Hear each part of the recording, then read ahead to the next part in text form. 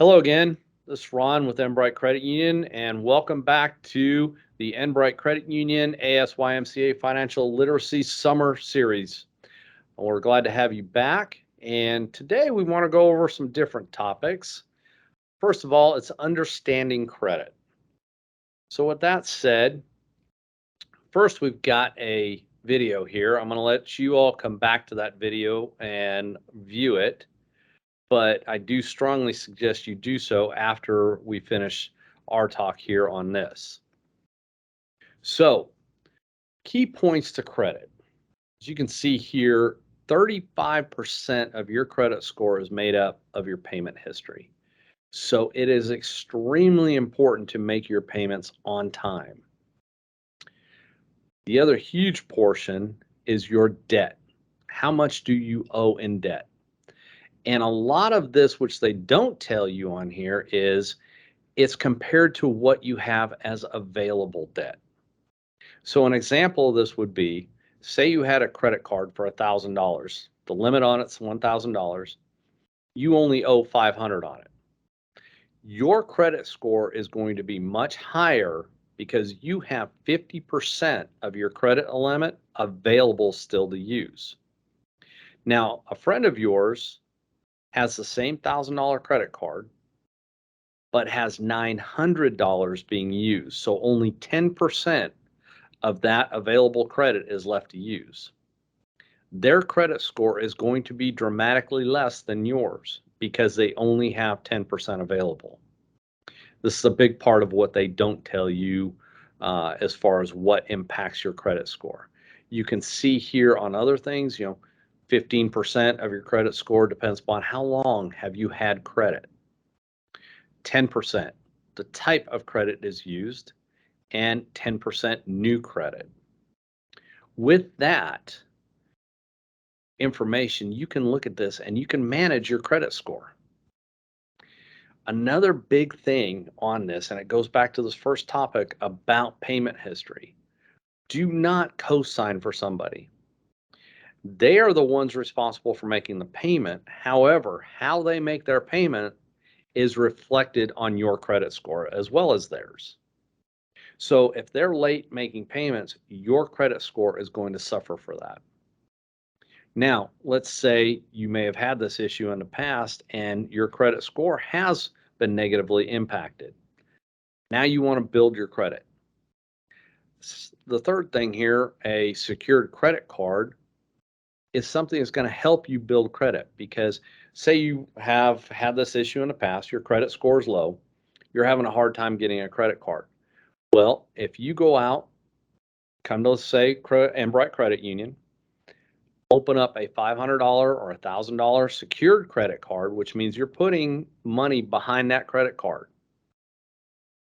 You have that for a year, you pay it as agreed, two things can possibly happen. One, definite, your credit score is going to increase as long as you agree to the terms and play by the terms as far as paying everything on time. But the second thing is, by doing that, Enbright's going to look at you and go, hey, you've done what you needed to do for a year. You've played by the rules for a year. We're going to go ahead and give you back that $500 and now make this a true credit card for you. Next thing here is FICO scores. A lot of debate over what the scores are, what they can be and such, but you can see right here, they range from 300 to 850. Where that impacts you is the higher the score that you have, the less the interest rate is you're going to get when you apply for any type of loan, whether it be a mortgage, an unsecured, a credit card, an auto loan, what have you. So if you have a 750 credit score, you're probably looking at somewhere around the range of a 3, 4, 5% loan. Depending upon a friend of yours who has a 500 credit score, they're looking at probably 15%. So you can see how that plays into, the more you play by the rules, the more you keep your credit intact, pay your payments on time, the higher your score is going to be, the less the interest rate is going to be when you apply for any type of loan. So, like I said, it's extremely important to understand those rules. The slide here kind of goes back to what we were talking about as far as 35% of your score depends upon how you make your payments. So it's imperative. Make your payments on time. If you see yourself falling behind, contact your creditor. Don't wait for them to contact you. By that time, it's too late. Contact them, make arrangements, and sometimes they'll let you spread out your payment over a couple of weeks and still keep you current.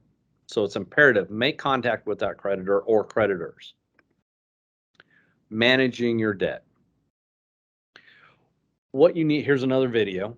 And again, on this one, I strongly suggest you go back and watch the video like the previous one. There's a lot of great information in here.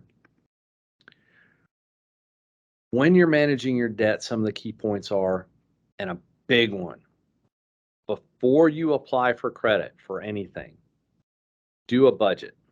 If you're not sure how to do a budget, please reach out to either Enbright or another financial institution you do business with, but sit down and go over a budget. Have somebody help you plan out a budget, because this is imperative to your credit score.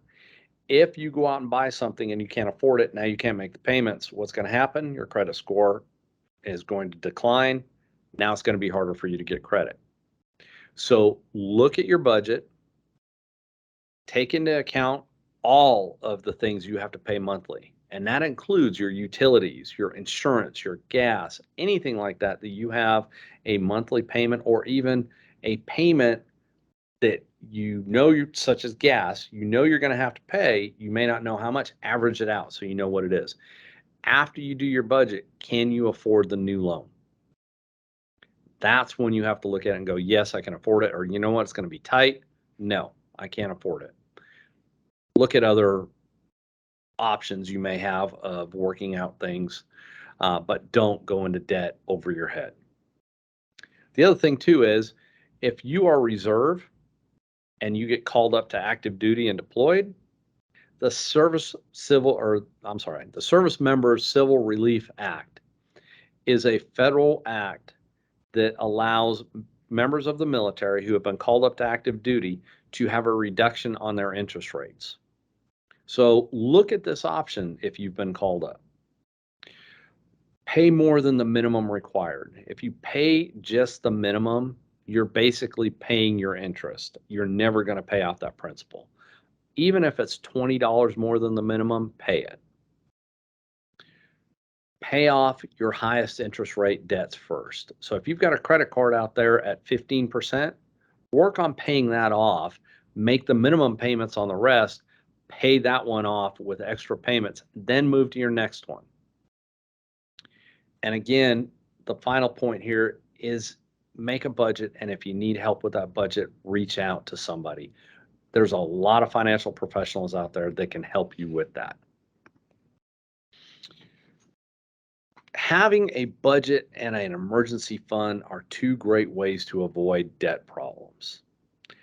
We see far too many people who get into trouble and they go to payday lenders because they do not have any emergency funds. Right now, the statistic as far as the United States goes is about 3/4 of the population could not afford a $400 hit for an emergency. They would have to go out and try to get a loan for that. When you make your budget, set aside $20 a month, $20 a week, whatever you can set aside, start putting that into a savings account. That will build up pretty quick. And then you've got that savings account for an emergency. And avoid falling into, hey, something happened, I need to go to a payday lender, try to get or a high interest loan for whatever's going to happen. Don't do that. If you have to have some type of credit and it's over that $400 average of what people can afford, go to your financial institution, go to your credit union. We all have emergency loans set up for all of our members, and at a lot less interest rate of what you're going to get with any type of payday lending. So I implore you, don't panic. Check out your options before you do anything. that concludes today, and I want to say thank you to all of you who have been in attendance. We really appreciate the opportunity to talk to you, and from the bottom of our hearts, we'd like to say thank you for your service. And again, please reach out to us if you have any questions at all. We're always here to help you. Uh, you can go to our website. You can also actually go to enbrightcu@info.com. That email comes to me also. We'll be more than happy to answer any of your questions. So thank you again. Have a great day, and we hope to see you again soon.